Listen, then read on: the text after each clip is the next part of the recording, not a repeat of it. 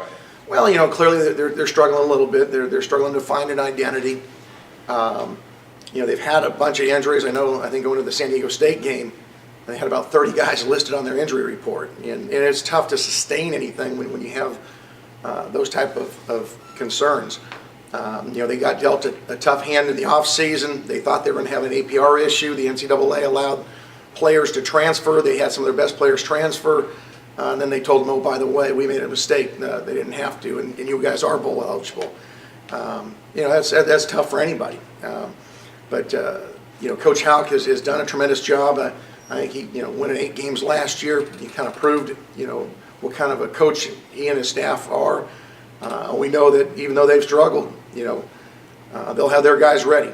If we think we can show up and beat anybody, we're going to find ourselves on the outside looking in. So I don't worry about motivation this week. We got a bunch of guys that put a ton of work. You only get 12 guaranteed games, and this is one of them. So I think we're feeling better about ourselves as a defense. Clearly better than what we did the first 3 weeks. Some of our positions where we had new guys in got exposed against some, I think pretty good teams. I know USC lost a shocker last weekend on a Hail Mary, but look what Utah did. They went into the Rose Bowl and beat UCLA. Nebraska struggled for a bit, but gave Michigan State, one of the top 10 teams in the country, everything they wanted. Our guys realize that we played some tough teams. We didn't play well, but they didn't focus on that as much as focus on ourselves. How do we get better? And a lot of people on the outside, and we talk about this with our team, questioning them. Hey, you guys have lost it. Derek's not here, Devontae. But we've got a bunch of guys that have put in a lot of hard work, that have a lot of pride. They ignored the outside voices and they kept practicing harder, and we're getting better.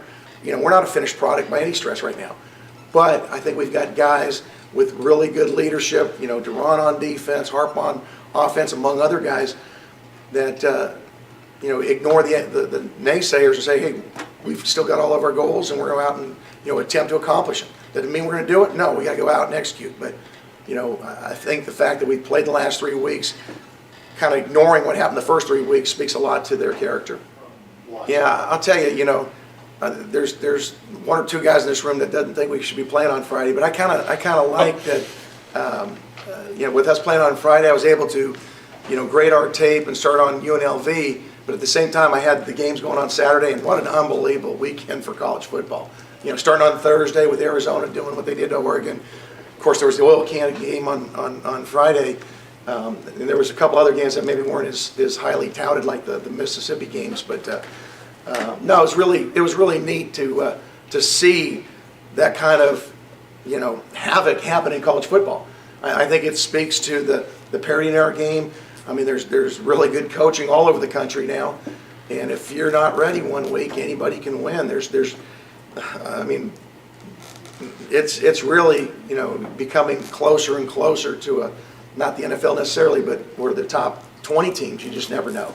We knew Utah was a good team when we played them. It didn't shock me that they went into the Rose Bowl and did what they did to UCLA. I was a little surprised with Arizona State. I think everybody was when they were down by whatever they were down and were able to come back in the last minute. Every single week, we call it victory defense, because we're looking to get the victory, and there's coaching points to it. We do it on both sides of the ball. That's part of our Thursday and Friday, script every single week. And you see how critical it's been the last couple weeks, and it's crazy.